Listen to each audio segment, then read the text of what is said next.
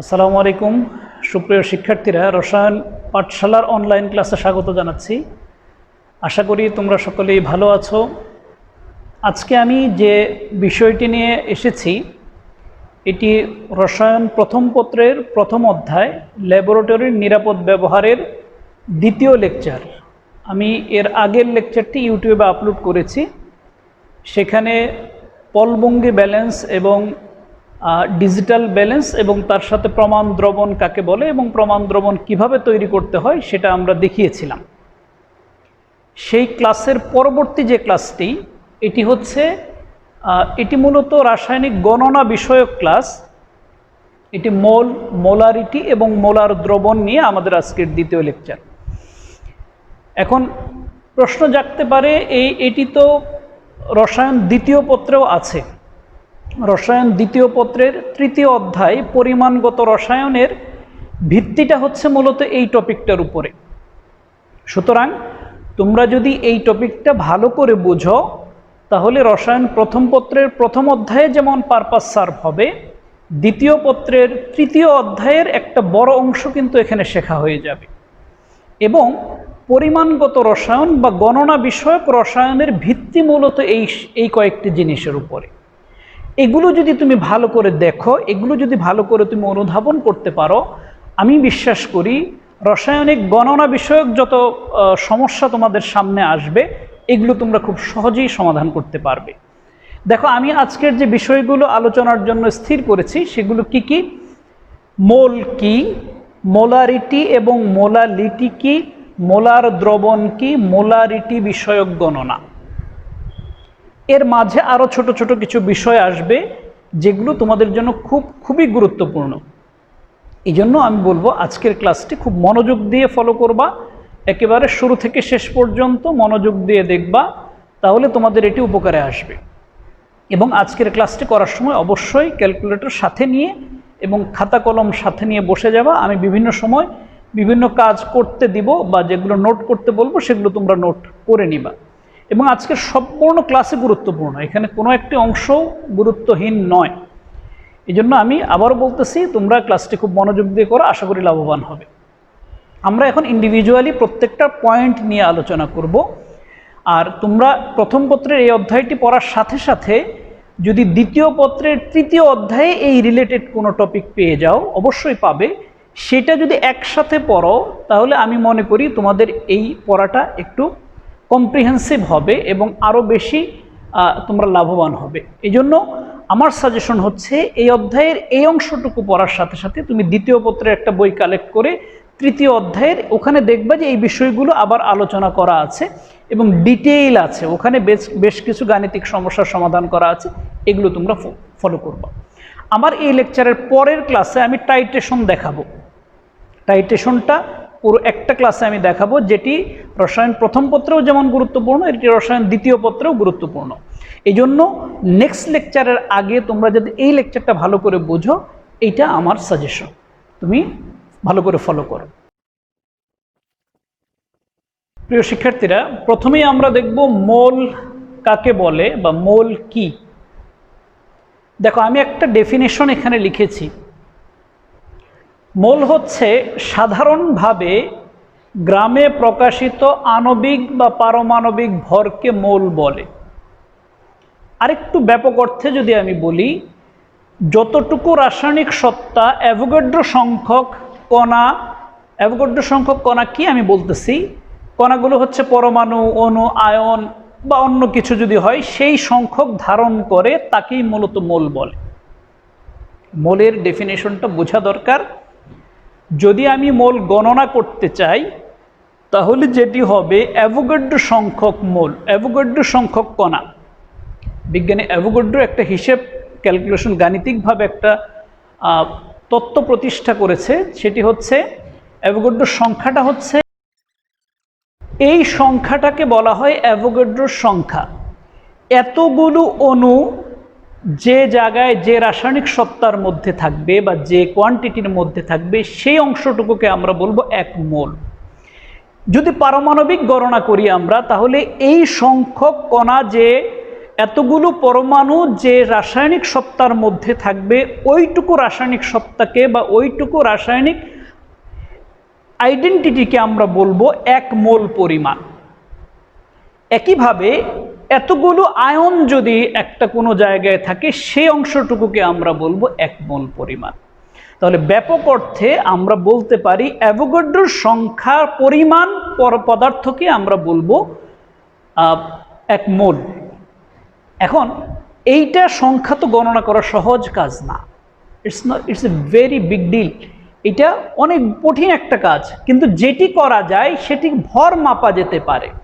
যে কোনো পদার্থের আণবিক ভর পারমাণবিক ভর আমরা জানি, সেই আণবিক ভর পারমাণবিক ভরকে যদি আমি গ্রামে প্রকাশ করি তাহলেই আমরা মোল সংখ্যা পেয়ে যাব।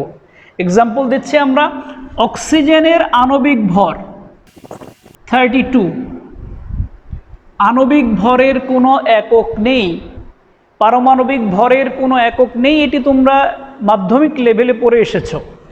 এই আণবিক ভরকে যখন আমরা গ্রামে প্রকাশ করব, তাহলে আমি যদি বলি 32 গ্রাম অক্সিজেন, দেখো আমি বললাম অক্সিজেনের আণবিক ভর 32, আমি যদি এটাকে গ্রামে প্রকাশ করি 32 গ্রাম অক্সিজেন ইকুয়ালস টু 1 মোল, তাহলে আমি বলতে পারবো 32 গ্রাম অক্সিজেনকে আমি বলবো 1 মোল পরিমাণ অক্সিজেন।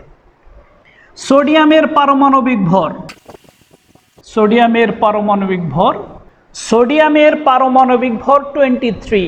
এখন যদি আমি বলি 23 গ্রাম সোডিয়াম হচ্ছে, যেহেতু সোডিয়ামের পারমাণবিক ভর 23, আমি যদি বলি 23 gram sodium equal to 1 mole of sodium, তাহলে সোডিয়ামের 1 মোলের হিসাব হচ্ছে 23 গ্রাম। আমি যদি বলি কার্বন ডাইঅক্সাইড,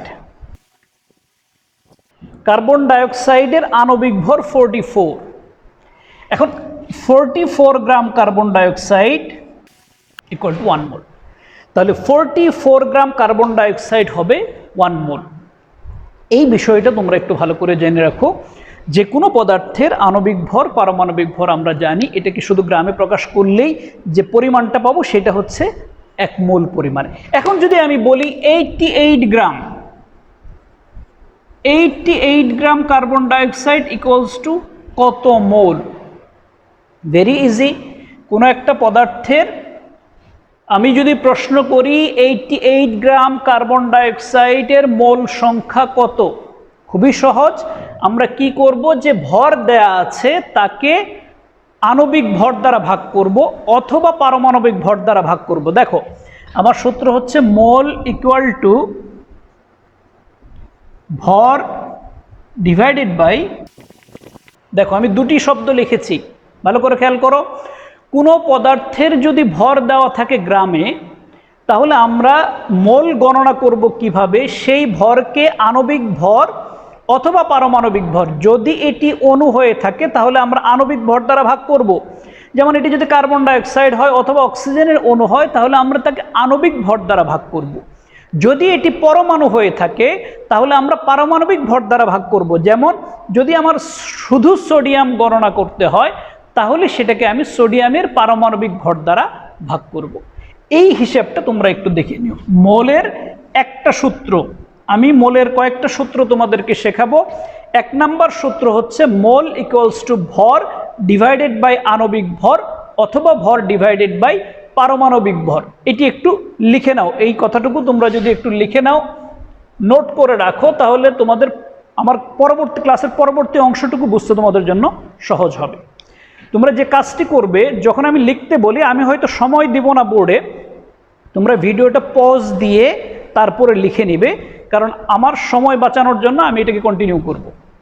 এটি পজ দিয়ে লিখে নাও। এই প্রশ্নটি খেয়াল করো, 117 গ্রাম সোডিয়াম ক্লোরাইডের মোল গণনা করো। 117 গ্রাম সোডিয়াম ক্লোরাইডের মোল গণনা করো।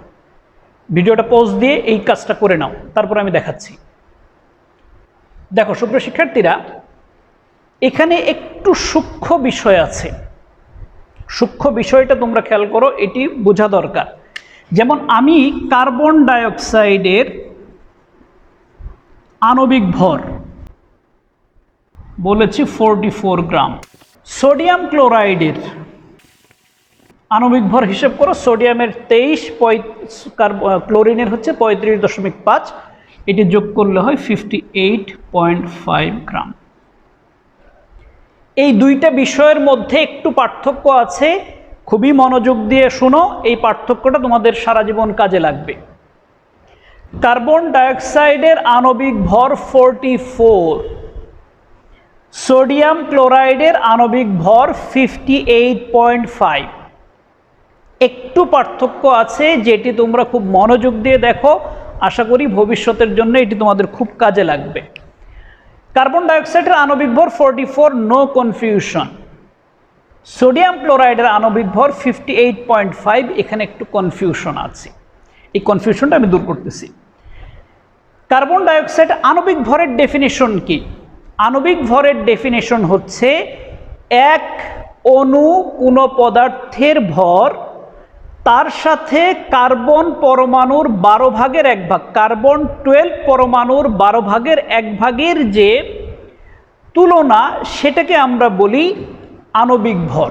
আবার বলতেছি, কোনো পদার্থের আণবিক ভর বলতে বোঝায় সেই পদার্থের এক অণুর ভরের সাথে কার্বন 12 পরমাণুর 12 ভাগের 1 ভাগের কত অংশ বেশি, সেটাই হচ্ছে তার আণবিক ভর।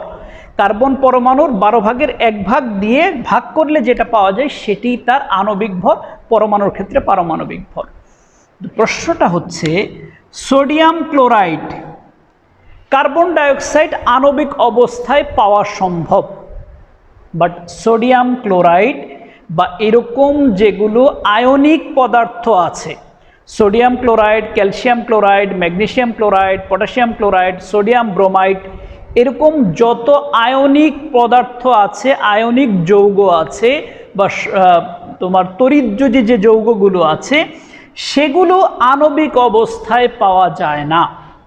তুমি সোডিয়াম ক্লোরাইডের একটা অণু আলাদা করতে পারবা না, এগুলো ক্লাস্টার হিসেবে একত্রে একটা ক্রিস্টাল ল্যাটিস ফর্ম করে, যেখানে আয়নগুলো একটা আরেকটাকে ঘিরে রাখে, একটা ত্রিমাত্রিক বিন্যাস লাভ করে, যে কারণে তুমি সোডিয়াম এবং ক্লোরিন, এই দুটো সোডিয়াম এবং ক্লোরাইড আয়নকে একটা আলাদা আলাদা করতে পারবে না।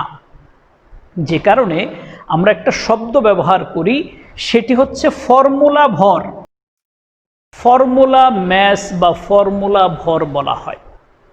এর কারণটা হচ্ছে, যদিও আমরা এক অণু সোডিয়াম ক্লোরাইড বলতে সোডিয়াম ক্লোরাইডকেই লিখি, কারণ হচ্ছে এখানে যতগুলো সোডিয়াম থাকে ঠিক ততগুলোই ক্লোরাইড আয়ন থাকে, ইকুয়াল রেশিওতে থাকে। কার্বন ডাইঅক্সাইড যেরকম ইন্ডিভিজুয়ালি আলাদা আলাদা কার্বন ডাইঅক্সাইড গ্যাস পাওয়া সম্ভব, এগুলো সাধারণত সমযোজী যৌগের ক্ষেত্রে হয়। এজন্য আমরা স্পেসিফিকলি যখন আণবিক ভর বলি, সেটি মূলত আমরা সমযোজী যৌগের ক্ষেত্রে বলি, কিন্তু আয়নিক যৌগের ক্ষেত্রে আণবিক ভর কথাটা এক্স্যাক্টলি ম্যাচ করে না। এখানে যেটি লাগে সেই কথাটা যদি আমি ক্লিয়ারলি ম্যাচ করাইতে চাই, যদি এক্স্যাক্টলি বলতে চাই, তাহলে সেটি হবে ফর্মুলা ভর। কেন ফর্মুলা ভর? কারণ সোডিয়াম ক্লোরাইড আমরা যেটা লিখতেছি, এটা আসলে তার আইডেন্টিটি না, এটা ফর্মুলা লেখার জন্য আমরা এইভাবে লিখেছি। যদিও কোনো খুব বেশি কথার মধ্যে খুব বেশি পার্থক্য নাই, আমি যদি এখানে আণবিক ভর লিখে গণনা করে আসি, তাতে কোনো সমস্যা নাই। আমি যদি বলি যে না, আমি আণবিক ভর লিখবো, গণনা আমি আণবিক ভর দিয়েই করব, কোনো অসুবিধা নাই। কিন্তু একটু কথা থেকে যায়, যে কারণে আমি বললাম এটা ক্লিয়ার করে দেওয়া ভালো। তুমি যদি লেখো সোডিয়াম ক্লোরাইডের আণবিক ভর, টিচার এটা কেটে দিবে না, কিন্তু বিষয়টা তোমার কাছে ক্লিয়ার থাকা ভালো। যদি তুমি ফর্মুলা ভর লেখো, this is more than accurate, more accurate than previous one. এই জন্য তোমাকে এই জিনিসটা বুঝতে হবে।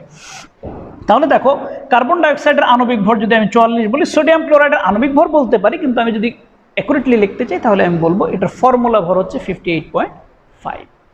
এখন মোলের হিসাব কিন্তু একই কথা। মোল আণবিক ভর বলি, ফর্মুলা ভর বলি, তাহলে আণবিক ভর আর ফর্মুলা ভর যদি আমি ইকুইভ্যালেন্ট ধরি, তাহলে এক ফর্মুলা ভর, এক আণবিক ভর যেরকম বললাম 44 গ্রাম, তাহলে এক ফর্মুলা ভর হবে 58.5। এটাকে যদি গ্রামে প্রকাশ করি তাহলে এটা হবে মোল। এখন তুমি এটার গণনা করে ফেলো, খুব ইজি। তাহলে আমি যে সংজ্ঞাটা লিখছিলাম, মোল ইকুয়ালস টু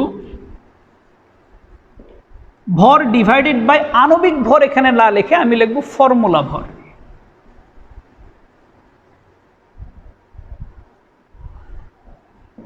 তাহলে ভর দেয়া আছে এখানে 117 গ্রাম, ফর্মুলা ভর হচ্ছে 58.5। এটা আমরা গ্রামে প্রকাশ করব। এটা হচ্ছে ফর্মুলা ভর, সেটাকে কিসে আনতে হবে? গ্রামে নিয়ে আসতে হবে। আর যে ভরটা সেটাকেও আমি গ্রামে ব্যবহার করব। একটু খেয়াল করো, আমরা একটু আগে বলছি আণবিক ভর, পারমাণবিক ভর, ফর্মুলা ভর এদের কোনো একক নাই। এদেরকে বলা হয় আপেক্ষিক আণবিক ভর, আপেক্ষিক পারমাণবিক ভর অথবা আপেক্ষিক ফর্মুলা ভর। আমরা মোল গণনার সময় অবশ্যই এই ভরটাকে গ্রামে প্রকাশ করব। তাহলে কি হবে? এই গ্রাম গ্রাম কেটে যাবে, এইটাকে যদি আমি কেটে দিই 2 মোল হবে। মোলের আসলে একক হচ্ছে মোল। এটিও একটি তুলনা। এখানে দেখো আমি গ্রাম গ্রাম কেটে দিলে মোল কিন্তু গ্রামে হবে না, 2 গ্রামে হবে না, একক হবে। মোল সংখ্যা হচ্ছে 2। এটা একটা সংখ্যা বা অনুপাত। এই জন্য আমরা অনেক সময় মোলের একক মোল লিখি, পরিমাণটা ইংরেজিতে আমরা বাংলা বা ইংরেজিতে মোল লিখে দিই সরাসরি। আমরা এখানে মোল লিখি, এই বিষয়টা একটু খেয়াল রেখো। আচ্ছা, মোলের একটা গণনা আমাদের শেষ, মোলের আরেকটা গণনা আছে যেটা তোমাদেরকে আমরা একটু দেখাবো। ভালো করে খেয়াল করো, মোলের দ্বিতীয় ডেফিনিশন, দ্বিতীয় সংজ্ঞা। এখানে আমরা যে কথাটি বলেছি, সাধারণভাবে গ্রামে প্রকাশিত আণবিক বা পারমাণবিক ভরকে মোল বলে যদি পদার্থ গ্যাসীয় অবস্থায় হয়। গ্যাসীয় অবস্থায় হলে, কারণ গ্যাসীয় পদার্থ অনেক বেশি আয়তন দখল করে, সেই ক্ষেত্রে এই পুরো গ্যাসীয় পদার্থটাকে ভর মাপা কঠিন একটা কাজ। মনে করো তোমাকে যদি বলে এত বড় একটা বেলুনের ওজন করো, এটি ওজন করা খুব কঠিন একটা কাজ, কারণ গ্যাসীয় পদার্থ দূরে দূরে থাকে। সেই ক্ষেত্রে গ্যাসীয় পদার্থের গণনার ক্ষেত্রে সংজ্ঞাটা হচ্ছে, গ্যাসীয় পদার্থের মোল হচ্ছে, এই সংজ্ঞাটা একটু মনে রেখো। গ্যাসীয় পদার্থের ক্ষেত্রে আমি মোলের ডেফিনিশনটা দিচ্ছি।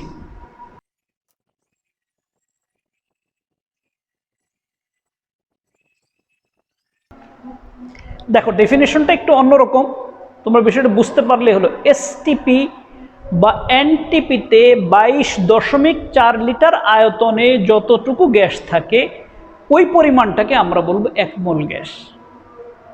ভালো করে খেয়াল করো, সংখ্যাটা হচ্ছে 22.4 লিটার। যতটুকু গ্যাস 22.4 লিটার আয়তন দখল করে, অথবা এসটিপি বা এনটিপি, খেয়াল করো এই দুটি শব্দ, এসটিপি বা এনটিপিতে 22.4 লিটার আয়তনে যতটুকু গ্যাস থাকে তাকে আমরা বলবো 1 মোল। এই ডেফিনেশন অনুযায়ী মোলের সংজ্ঞা হচ্ছে, মোলের সংজ্ঞা আমরা লিখতে পারি মোল সমান সমান এসটিপি और एनटीपी তে গ্যাসের আয়তন ডিভাইডেড বাই 22.4 লিটার, এটাও হইতে হবে লিটারে। মোলের দ্বিতীয় ডেফিনেশন, মোলের দ্বিতীয় ডেফিনেশন আমি ডেফিনেশনটা বললাম, মোল ইকুয়াল টু এসটিপি বা এনটিপিতে গ্যাসের আয়তন ডিভাইডেড বাই 22.4 লিটার। এটাকে অনেক সময় 22.4 লিটারকে বলা হয় মোলার আয়তন।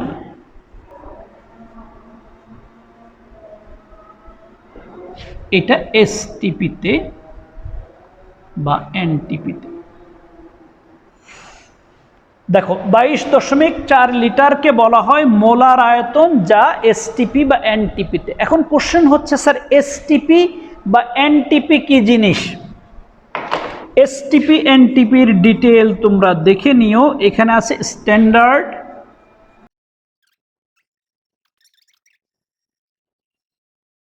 এনটিপি হচ্ছে নর্মাল টেম্পারেচার অ্যান্ড প্রেশার। এই শব্দ দুটোর ইলাবোরেশন ভালো করে দেখে নিও এবং বানানগুলো দেখো, পরীক্ষায় অনেক সময় আসে এসটিপি কি, এনটিপি কি। তোমাদের এইটা যদি শুধু থাকে তাহলে তুমি লিখবা, ইলাবোরেশনটা দিবা, স্টুডেন্টরা এইটুকু লিখে থেমে যায়, এইটুকু লিখে থেমে গেলে হবে না। এসটিপি হচ্ছে standard temperature and pressure, NTP হচ্ছে স্ট্যান্ডার্ড টেম্পারেচার অ্যান্ড প্রেশার। এখন কোশ্চেন হচ্ছে এই স্ট্যান্ডার্ড টেম্পারেচার প্রেশারটা কত? টেম্পারেচার হচ্ছে টি হচ্ছে 0 ডিগ্রি সেলসিয়াস বা 273 কেলভিন, আর প্রেশার হচ্ছে 1 অ্যাটমসফেরিক প্রেশার বা 101.325 kPa। 101.325 কিলো প্যাসকেল অথবা 760 মিলিমিটার মার্কারি। এই জিনিসগুলো একটু খেয়াল করো। এসটিপি হচ্ছে standard temperature and pressure, NTP হচ্ছে নর্মাল টেম্পারেচার অ্যান্ড প্রেশার। দুইটি একই জিনিস, এক এক বইয়ে এক এক রকমভাবে লেখা আছে, কোথাও এসটিপি লেখা আছে, কোথাও এনটিপি লেখা আছে। তাহলে standard temperature and pressure, normal temperature and pressure, সেই সংখ্যাটা কত? টেম্পারেচার হচ্ছে 0 ডিগ্রি সেলসিয়াস অথবা 273 কেলভিন। যদি আমি কেলভিন স্কেলে নিয়ে যাই তাহলে সেটি হবে 273 কেলভিন। আর প্রেশারের ক্ষেত্রে 1 অ্যাটমসফেরিক প্রেশার অথবা বাংলায় বলা হয় 1 বায়ুচাপ, 1 বায়ুচাপ। তাহলে 1 বায়ুচাপ সেটা যদি কিলো প্যাসকেলে নিয়ে যায় তাহলে সেটি 101.325 হবে। অথবা ব্যারোমিটারে আমি যদি পারদ দিয়ে যদি ব্যারোমিটার মাপি তাহলে সেই পারদ স্কেলে মার্কারিতে সেটা হবে 760 মিলিমিটার। যদি সেন্টিমিটারে প্রকাশ করি তাহলে 76 সেন্টিমিটার, আর যদি মিটারে প্রকাশ করি তাহলে 0.76 মিটার। একই কথা, এই বিষয়গুলো একটু বই থেকে দেখে নিও। এটি খুবই গুরুত্বপূর্ণ, এটি পরীক্ষায় আসে, অ্যাডমিশন টেস্টেও আসে। এসটিপিতে এনটিপিতে টেম্পারেচার হচ্ছে 0 ডিগ্রি সেলসিয়াস, প্রেশার হচ্ছে 1 অ্যাটমসফেরিক প্রেশার। এখন আমরা যেই গণনাটা করব, যেহেতু আয়তনের সাথে আয়তন বিষয়টা, গ্যাসের আয়তন তাপমাত্রা এবং চাপের উপরে অঙ্গাঙ্গিভাবে জড়িত। তাপমাত্রা বাড়ালে আয়তন বাড়ে, চাপ বাড়ালে আয়তন কমে যায়। এটি রসায়ন দ্বিতীয় পত্রের প্রথম অধ্যায়ে এই বিষয়গুলো ভালো করে দেওয়া আছে। বয়েল, চার্লস, অ্যাভোগাড্রো সূত্রগুলো ওখানে আছে। তোমরা এইটা পড়ার সাথে সাথে ওখানে একটু রিডিং পড়ে এসো। কেমিস্ট্রিতে আমি বারবার বলি, কেমিস্ট্রির পড়াগুলো শুধু একটা অধ্যায় বেজ না, একটা অধ্যায়ের অনেক পড়া বিভিন্ন অধ্যায়ে ছড়িয়ে ছিটিয়ে আছে। এই জন্য আমি স্টুডেন্টদেরকে বলবো তোমরা ফার্স্ট পেপার, সেকেন্ড পেপার দুইটা কেমিস্ট্রি বই কিনে ফেলো যাদের নাই। কারণ হচ্ছে আমরা ফার্স্ট পেপারের অনেক কিছু পড়ানোর সময় বলবো, এটার কিছু অংশ সেকেন্ড পেপারে আছে, ওখান থেকে দেখে আসো। ডিটেইল যদি ওখান থেকে পড়ে আসো তাহলে এই বিষয়গুলো তোমাদের জন্য বোঝা সহজ হবে।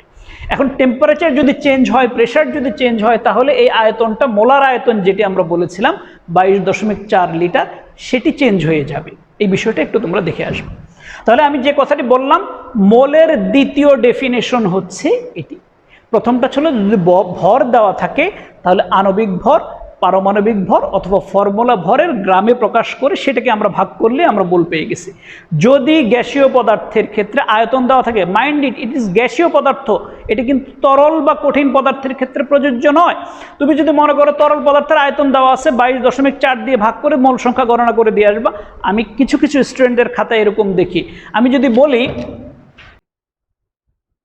ডিগ্রি সেলসিয়াস তাপমাত্রায় 15 লিটার পানি এর মোল সংখ্যা কত? করো দেখি তোমরা এটি পারো কিনা। ভিডিওটা পজ দিয়ে এটি করবা, করে আমার চ্যাট বক্সে এটার উত্তর লিখে রাখতে পারো অথবা তোমরা আমার সাথে মিলিয়ে দেখতে পারো। দেখো স্টুডেন্ট, এইরকম প্রশ্ন যদি আমি পরীক্ষায় দিই, স্টুডেন্টের একটা অংশ কি ভুল করবে, তারা টেম্পারেচার যাই থাকুক এসটিপি ধরে তারা করবে কি, পানির এখানে যেহেতু আয়তন দেওয়া আছে, আমি বলেছিলাম আয়তন দেওয়া থাকলে মোলার আয়তন দ্বারা ভাগ করবা। কিন্তু প্রশ্নটা হচ্ছে সেটি হতে হবে গ্যাসের ক্ষেত্রে, লিকুইড বা সলিডের ক্ষেত্রে এটা প্রযোজ্য নয়। এখন বলতে পারো তাহলে স্যার এটা গণনা করব কিভাবে? আমার তো প্রথম যে দুইটা সূত্র দিয়েছেন সেই দুইটা সূত্রের সাথে তো এটা যাচ্ছে না। একটা সূত্র দেওয়া আছে ভর দেওয়া থাকলে আমি আণবিক ভর দ্বারা ভাগ করব, আরেকটা আছে আয়তন দেওয়া থাকলে গ্যাসীয় পদার্থের মোলার আয়তন দ্বারা ভাগ করব। এখানে কিন্তু তরল পদার্থের আয়তন দেওয়া আছে, এখানে একটু ব্রেন খাটাতে হবে। পরীক্ষায় এই টাইপের কিছু কনফিউজিং কোশ্চেন তোমাদেরকে দিয়ে দিতে পারে। দেখো এখানে আমি একটা ক্লু দিয়েছি, প্রশ্নে একটা ক্লু দিয়েছি, দ্যাট ইজ 4 ডিগ্রি সেলসিয়াস তাপমাত্রায়। আমি প্রশ্নে যে ইনফরমেশন আমার দেওয়া আছে সেখান থেকে আমি পানির ভর বের করতে পারবো। এখানে দেখো পানির আয়তন দেওয়া আছে,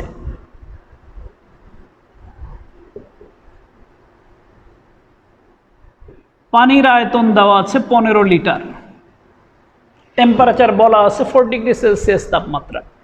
এখন আমি এটা যদি লিখি 4 ডিগ্রি সেলসিয়াস তাপমাত্রায়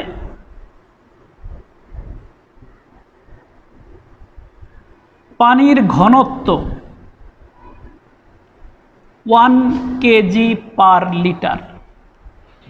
খুব মনোযোগ দিয়ে দেখো, আমি এখানে একটা কথা লিখেছি, 4 ডিগ্রি সেলসিয়াস তাপমাত্রায় পানির ঘনত্ব 1 কেজি পার লিটার। এটাকে আবার লেখা যায় 1 গ্রাম পার মিলিলিটার। কথা দুটি একই। এর অর্থ হচ্ছে 1 লিটার পানির ভর 1 কেজি, সেটি হতে হবে 4 ডিগ্রি সেলসিয়াস তাপমাত্রায়। 4 ডিগ্রির বেশি কম হলে এই পরিমাণটা চেঞ্জ হবে। পানির ঘনত্ব হচ্ছে 4 ডিগ্রি সেলসিয়াস তাপমাত্রায় পানির ঘনত্ব হচ্ছে 1 কেজি পার লিটার। একক চেঞ্জ করলে বলা যায় 1 গ্রাম পার মিলিলিটার, অথবা মিলিলিটারকে সিসি বলা যায়, যেটাই তুমি বলো। এখন আমি এখানে এই কথার আলোকে আমি বলতে পারি পানির ভর কত দেওয়া আছে। পানির ভর সমান সমান আমি 15 কেজি বলতে পারি। পানির ভর আমরা বলতে পারি 15 কেজি। কিভাবে বললাম?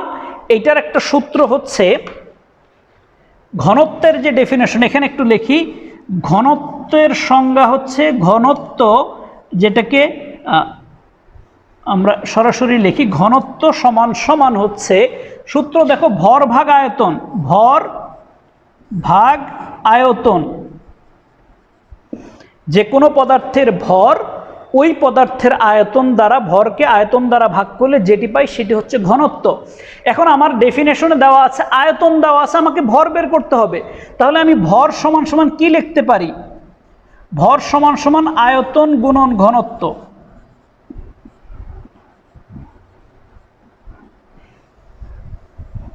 দেখো, ভর সমান সমান আয়তন গুণন ঘনত্ব, এই সূত্রটাকে আমি একটু মডিফাই করে লিখলাম। এই কথাটা খেয়াল রেখো, অনেক সময় আয়তন দেওয়া থাকলে ভরে কনভার্ট করতে হবে, অনেক সময় ভর দেওয়া থাকলে আয়তনে কনভার্ট করতে হবে। সেই সূত্র আমরা যাব ঘনত্ব হয়ে। তাহলে ঘনত্ব জানা থাকলে আমি আয়তন ভরে ইন্টার কনভার্সন করতে পারবো। এখন দেখো, এই সূত্র অনুযায়ী আমি পানির ভর লিখতে পারি। ডেফিনেশন অনুযায়ী পানির ভর সমান সমান পানির আয়তন গুণন ঘনত্ব। ঘনত্ব 1 কেজি পার লিটার। দেখো এখানে কি হবে, আমি যদি লিখি আয়তন গুণন ঘনত্ব। আয়তন কি বললাম? 15 লিটার। ঘনত্ব কি বললাম? 1 কেজি পার লিটার। এখন দেখো, এই যে দেখো, লিটার লিটার কেটে যাবে, থাকবে হচ্ছে 15 কেজি। তাহলে পানির ভর দেওয়া আছে 15 লিটার, আমরা হিসেব করে বের করলাম। পানির আয়তন দেওয়া আছে 15 লিটার, আমরা হিসেব করে বের করলাম পানির ভর হচ্ছে 15 কেজি। এখন আমি যদি বলি এই কেজিটাকে গ্রামে নিয়ে যাই, 15 ইন্টু 1000 গ্রাম, বা সিম্পলি লেখো 15,000 গ্রাম। ফাইন, তোমার ভর চলে আসছে। পানির আণবিক ভর তুমি জানো 18 গ্রাম।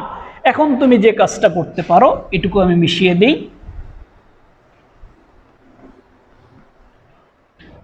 এরপরে তুমি লেখো পানির মোল সংখ্যা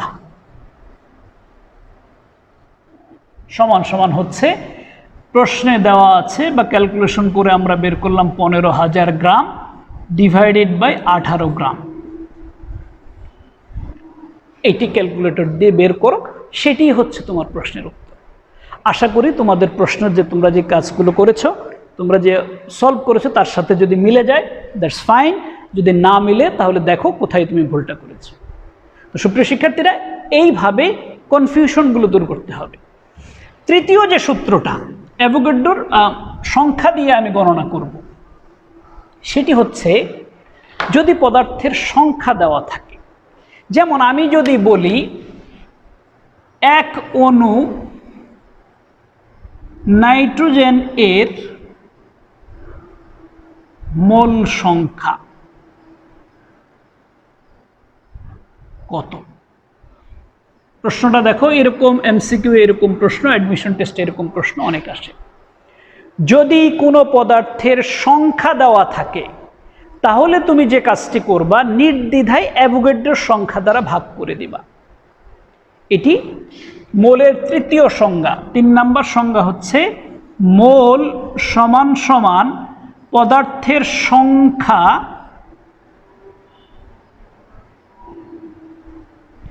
ডিভাইডেড বাই অ্যাভোগাড্রোর সংখ্যা, অথবা পদার্থের সংখ্যা,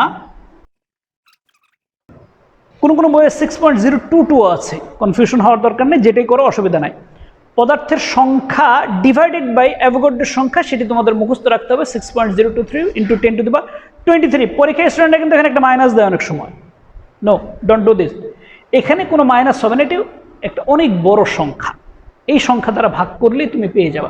তাহলে আমার এই প্রশ্নের উত্তর যদি আমি পাই 1/6.023 × 10⁻23, এইটা গণনা করলে যা হবে সেটি হচ্ছে 1 মোল নাইট্রোজেনের মোল সংখ্যা, 1 অণু নাইট্রোজেনের মোল সংখ্যা।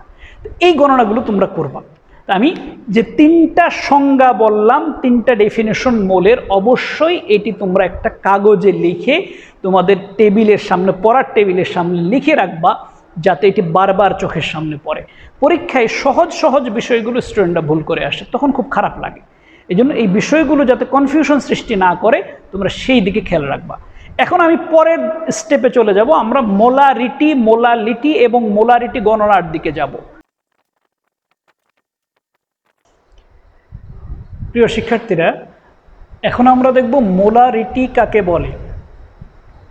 দেখো, আমি একটা ছোট ডেফিনেশন এখানে লিখেছি। মোলারিটি হচ্ছে নির্দিষ্ট তাপমাত্রায় 1 লিটার দ্রবণে দ্রবীভূত মোল সংখ্যাকে, দ্রবীভূত দ্রবের মোল সংখ্যাকে, নির্দিষ্ট তাপমাত্রায় 1 লিটার দ্রবণে দ্রবীভূত দ্রবের মোল সংখ্যাকে মোলারিটি বলে। আমরা জানি দ্রবণ হচ্ছে, দ্রবণটা কি? দ্রবণ সমান সমান দ্রব প্লাস দ্রাবক। দেখো, 1 লিটার দ্রবণে, এই শব্দটা খেয়াল করো, স্টুডেন্টরা এখানে ভুল করে। এখানে 1 লিটার দ্রবণে, নট দ্রাবক, 1 লিটার দ্রবণে দ্রবীভূত মোল সংখ্যাকে, কার মোল সংখ্যা? দ্রবের, যে দ্রবটাকে আমরা দ্রবীভূত করতেছি তার মোল সংখ্যাকে আমরা বলবো মোলারিটি। যদি 1 মোল পরিমাণ দ্রবীভূত থাকে তাহলে মোলারিটি হবে 1 মোলার। যদি 2 মোল পরিমাণ দ্রবীভূত থাকে তাহলে হবে 2 মোলার। যদি 3 মোল থাকে 3 মোলার। যদি 0.1 মোল থাকে তাহলে হবে 0.1 মোলার, যেটাকে আমরা বলি ডেসিমোলার। এগুলো আমরা একটু পরে দেখতেছি। তাহলে দেখো, মোলারিটি হচ্ছে দ্রবণে কত মোল পরিমাণ দ্রবীভূত আছে সেই সংখ্যাটাকেই বলা হয় মোলারিটি। এখন দেখো, এখানে একটা জিনিস খেয়াল করো, যখন আমরা একটা দ্রবণ বানাই, মনে করো একটা পাত্রে আমি দ্রবণ বানাবো, এখানে মনে করো সোডিয়াম হাইড্রোক্সাইড আমি নিচ্ছি। 1 মোল সোডিয়াম হাইড্রোক্সাইড সমান সমান কত? একটু আগে আমরা ডেফিনেশন দেখেছি, 1 মোল সোডিয়াম হাইড্রোক্সাইড এর আণবিক ভরকে গ্রামে প্রকাশ করলেই হবে। যেহেতু সোডিয়াম হাইড্রোক্সাইড এটি একটি আয়নিক যৌগ, সেই ক্ষেত্রে এর আণবিক ভর না বলে আমরা বলতে পারি এর ফর্মুলা ভর। আণবিক ভরও বলতে পারো। তাহলে এর আণবিক ভর বা ফর্মুলা ভর যেটাই বলি না কেন, সেটা কত? এর আণবিক ভর তুমি যদি ক্যালকুলেশন করো, সোডিয়ামের 23, অক্সিজেনের 16, হাইড্রোজেনের 1, সব মিলে হচ্ছে 40 গ্রাম।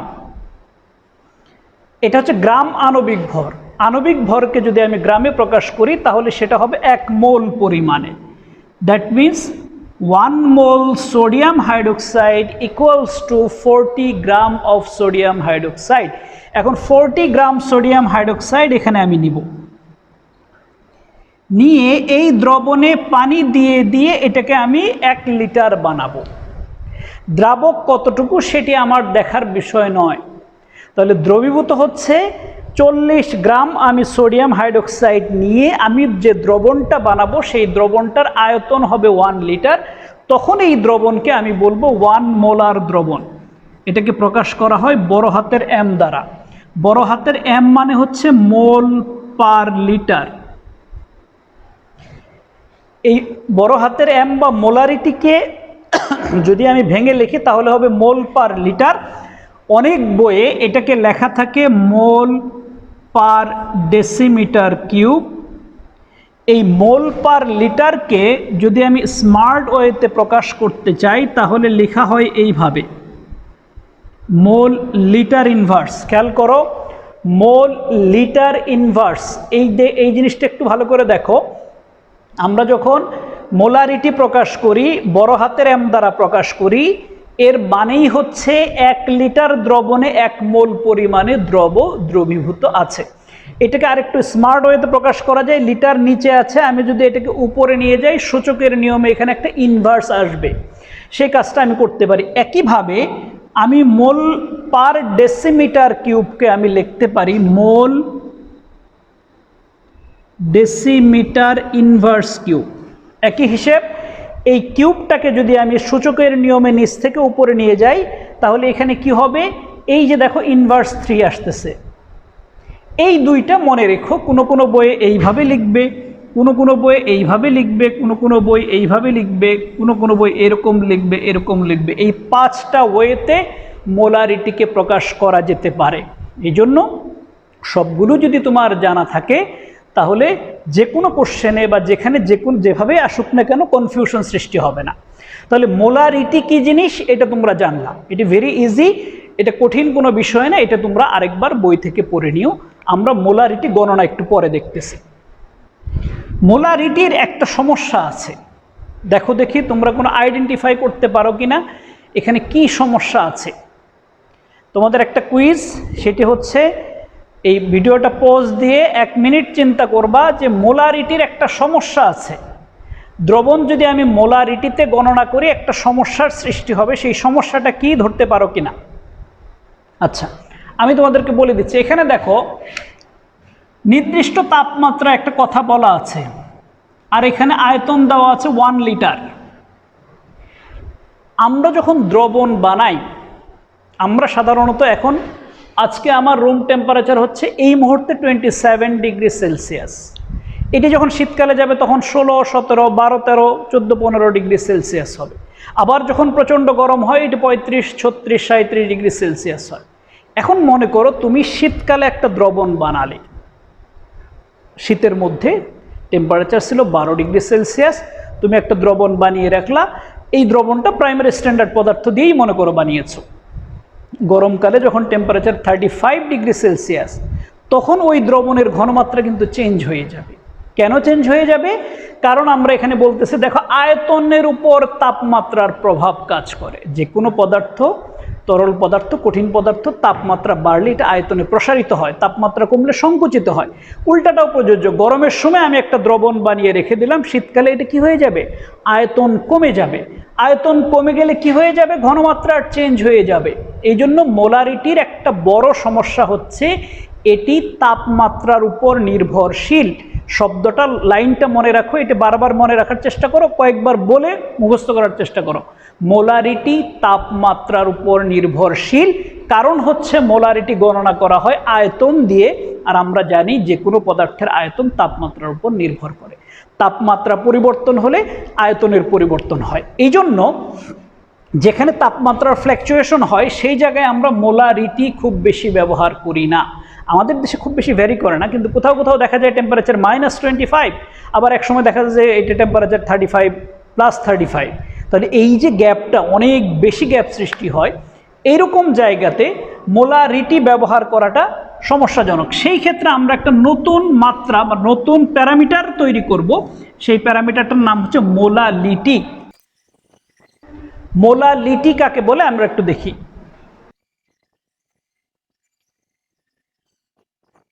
দেখো ডেফিনেশনটা দেখো, মোলারিটির সাথে মিল আছে। মোলারিটি, আর এখানে ল, এখানে র, আর এখানে ল, এই শব্দগুলো কনফিউশন সৃষ্টি করে। দেখো মোলালিটি, নট মোলারিটি।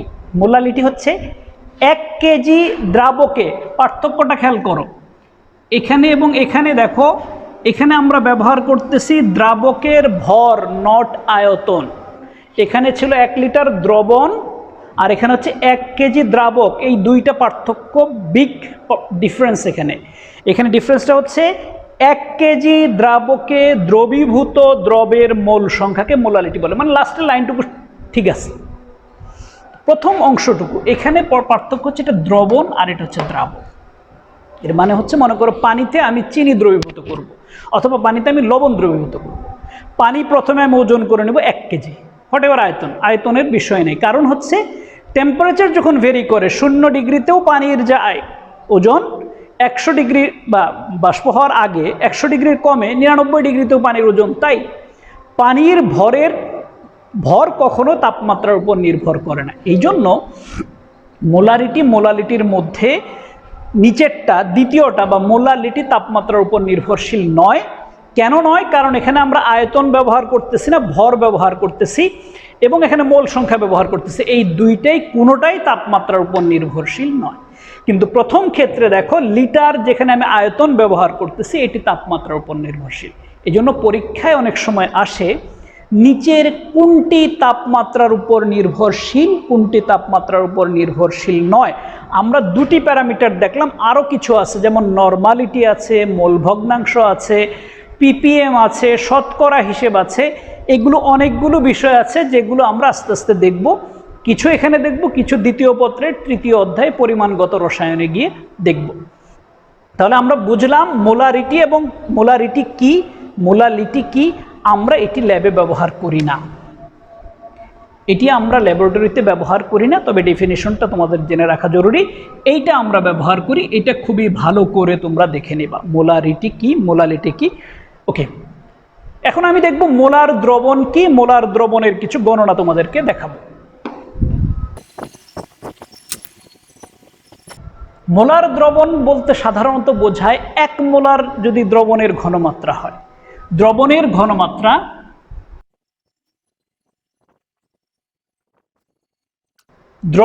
ঘনমাত্রা 1 মোল পার লিটার হলে সেই দ্রবণকে বলা হয় মোলার দ্রবণ।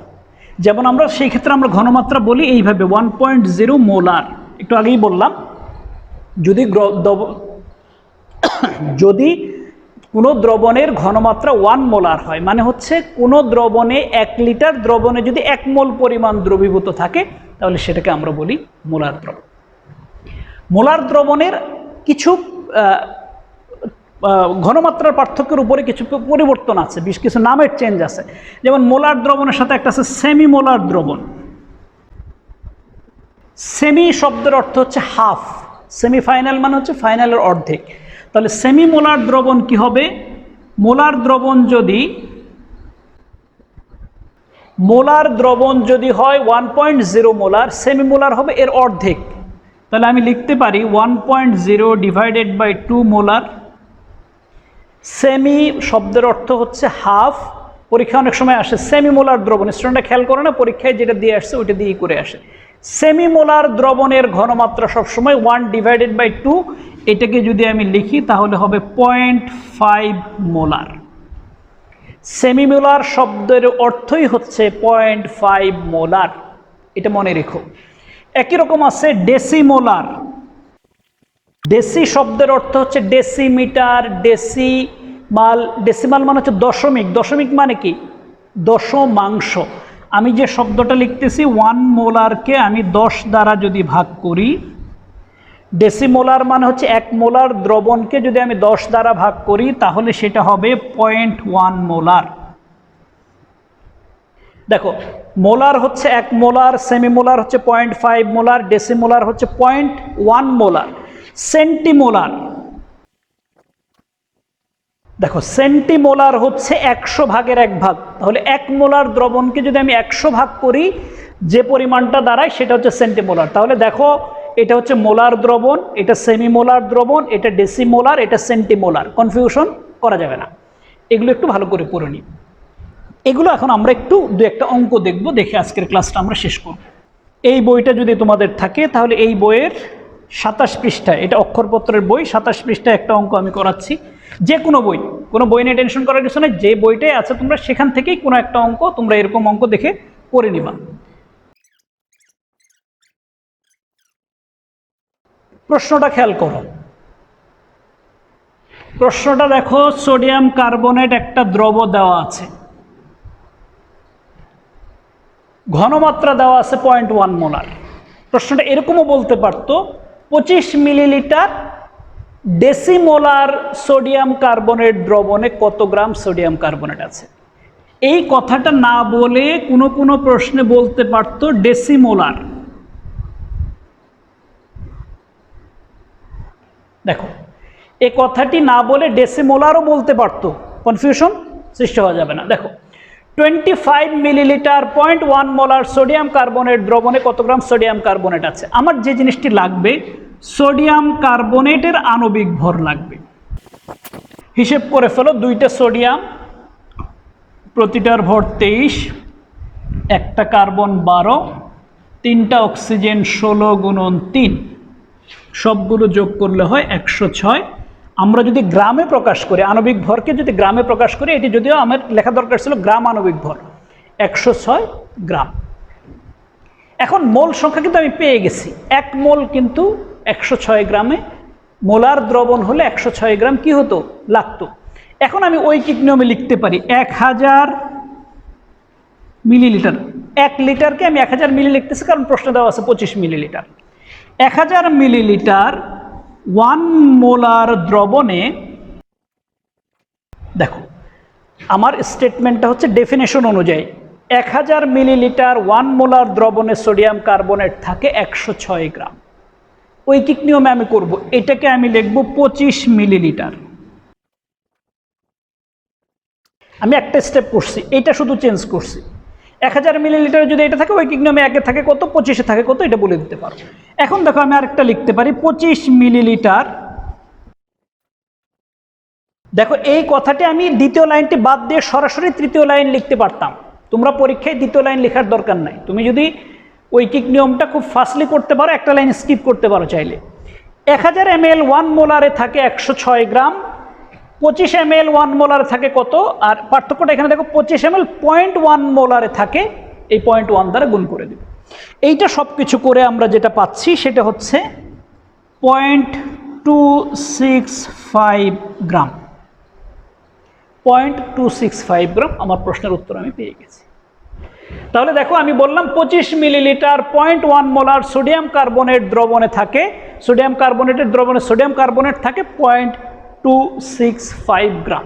কিভাবে করলাম এটা তোমরা ইজিলি বের করতে পারবা। এটার একটা সূত্র আছে, সেই সূত্রটা তোমরা প্রশ্নে আছে, বইয়ে আছে, তোমরা একটু দেখে নিও, এটা দিয়ে তোমরা বের করতে পারবা। তো সুপ্রিয় শিক্ষার্থীরা, আমরা একটা অঙ্কই করলাম সময়ের স্বল্পতার কারণে। এরকম অসংখ্য অঙ্ক তোমাদের বইয়ে আছে, এগুলো তোমরা সলভ করবা, এগুলো বোঝার চেষ্টা করবা।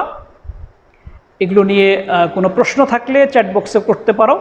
আর আমার যে ক্লাসগুলো রেগুলার হয় রসায়ন পাঠশালার ফেসবুক লাইভে, সেখানেও তোমরা প্রশ্ন করতে পারো, মেনশন করে দিতে পারো এই ইউটিউবের এই লেকচারে এই প্রশ্নটা আমি বুঝি নাই, এই অংশটুকু আমি চেষ্টা করব লাইভে ওইটার উত্তর দেওয়ার যদি সুযোগ থাকে। সুপ্রিয় শিক্ষার্থীরা, ভালো মতো পড়ালেখা করো। যে কোনো প্রশ্ন আমাকে ফেসবুক লাইভে কমেন্ট সেকশনে করতে পারো, অথবা মেসেঞ্জারেও করতে পারো, অথবা আমার ফোন নাম্বার যদি তোমাদের কাছে থাকে সেক্ষেত্রে আমাকে ফোন করেও জিজ্ঞেস করতে পারো। আমি চেষ্টা করব তোমাদেরকে এগুলো আনসার দেওয়ার জন্য। তো সুপ্রিয় শিক্ষার্থীরা, সবাই ভালো থেকো। আর নিয়মিত আমার এই চ্যানেলটি যদি তোমরা নিয়মিত দেখো, আমি চেষ্টা করব মাঝে মাঝেই একটা একটা করে লেকচার আপলোড দেওয়ার জন্য। এগুলো যদি দেখে তুমি যদি মনোযোগ দিয়ে দেখো, তুমি যদি আমি যে কাজগুলো করতে বলি সেগুলো যদি করো, এবং আমার ক্লাসের পরে যদি বইটা দেখে আরেকটু যদি নিজে স্টাডি করো, আশা করি তোমার কোর্স কমপ্লিট হয়ে যাবে। কোনো স্যারদের বাসায় দৌড়াদৌড়ি করার দরকার নাই, এই কোভিড সিচুয়েশনে ঘর থেকে বের হওয়ার দরকার নাই, ঘরেই তোমরা লেকচার পেয়ে যাবা যদি মনোযোগ দিয়ে ফলো করো। আমার চ্যানেলটি সাবস্ক্রাইব করে রেখো, আর যখন যে লেকচারগুলো আসবে সেগুলো যদি নিয়মিত দেখো তাহলে আশা করি তোমরা লাভবান হবে। ভালো থেকো সবাই, আল্লাহ হাফেজ, আসসালামু আলাইকুম।